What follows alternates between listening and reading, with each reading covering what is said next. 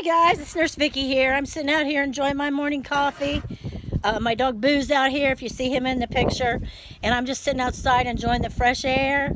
I love my back deck. It's a good place to relax. I hope you guys are all staying healthy and staying home like you're supposed to. And hope you're doing your schoolwork like you're supposed to. Nurse Vicki really misses you a lot. I hope we can get back to school soon. I thought I might read you a book today, but first I thought I'd give you a little history lesson. I bet you think I look pretty funny in this cap. Well, this is my nurse's cap.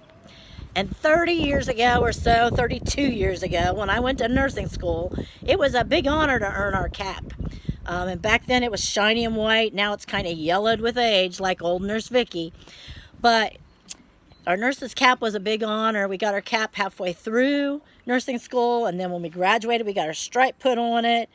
And when we got our boards passed, you could buy these little RN pins to put on the side so everybody knew you were a registered nurse. We also got a pin when we graduated from nursing school. And it was a big honor to earn this. Each college had a different design cap and stripe. So it kind of represented the college you came from.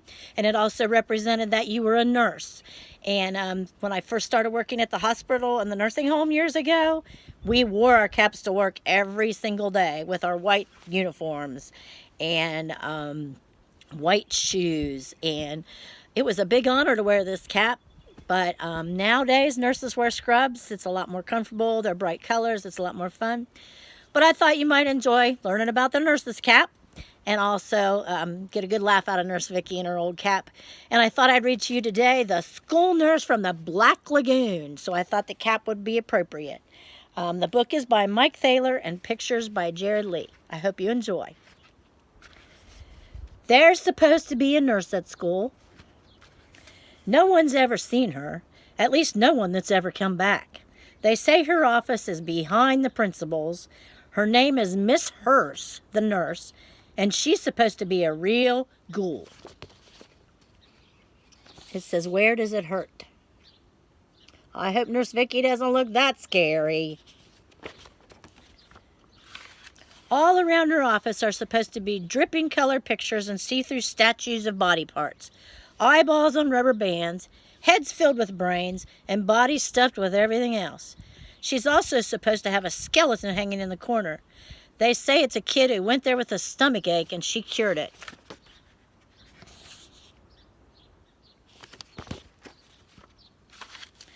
She never leaves her office. She must eat her lunch in there. They say she is always ready for an emergency. Once a kid got cut in half using the paper cutter. They say Miss Hurst gave him a Band-Aid and sent him home. If you look, there's a Band-Aid holding his back together. Another kid got run over by the VCR cart and was flattened. He's now the rug in her office. You don't go there unless you're really sick. And she knows if you're faking. She has a thermometer the size of a flagpole, and it can read the temperatures in your toenails. It says, keep it under your tongue. She has tongue depressors as big as surfboards. So you should only go there with major afflictions.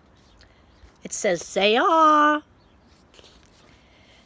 Then there are the tests. She measures your height against a wall chart. If you're too short, she stretches you on a rack until you reach the line. It says, I'm taller, I'm taller. Then you have the big eye chart. If you can't see the big E, she uses your eyeballs for pool balls.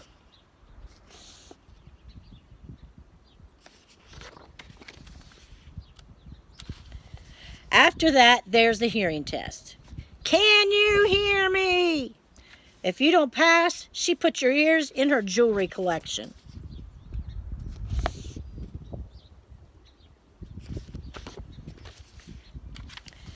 Next, there's the vaccination.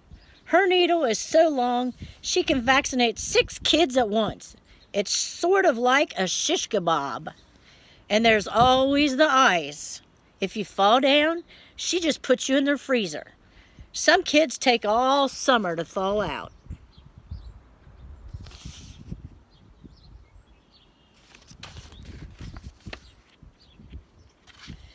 There's also the cot. The mattress is filled with bricks, the pillow is filled with rocks, and the blanket is made of sandpaper.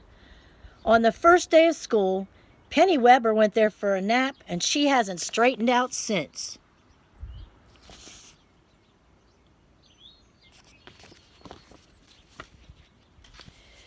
Eric Porter went there with a toothache, and now we call him Gums. Freddie Jones went there with a sore throat. Now his head is attached directly to his shoulders.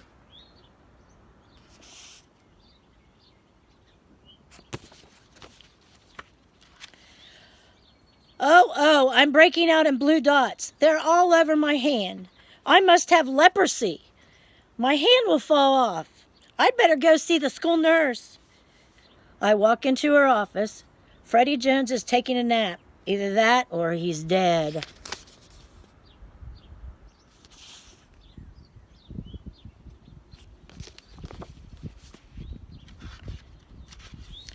Miss Hurst is sitting in her desk. She looks pretty normal. I show her my hand. She wets a paper towel and gently rubs the blue dots, and they disappear.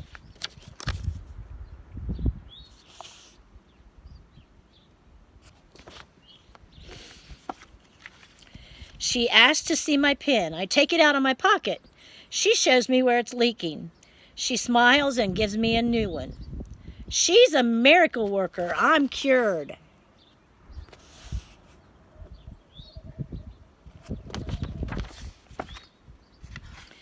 She pats me on the head and tells me to visit anytime. I go back to class and write her a thank you letter.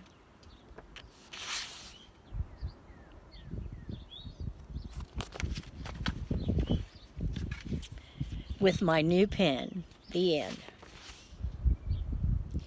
I hope you guys all enjoyed the book. Remember to wash your hands. Stay home. If you can go outside and play, but don't play with a bunch of kids at one time unless it's your brothers and sisters. Try to enjoy some family time. Get your schoolwork done. And hopefully I'll see you soon. Bye, guys.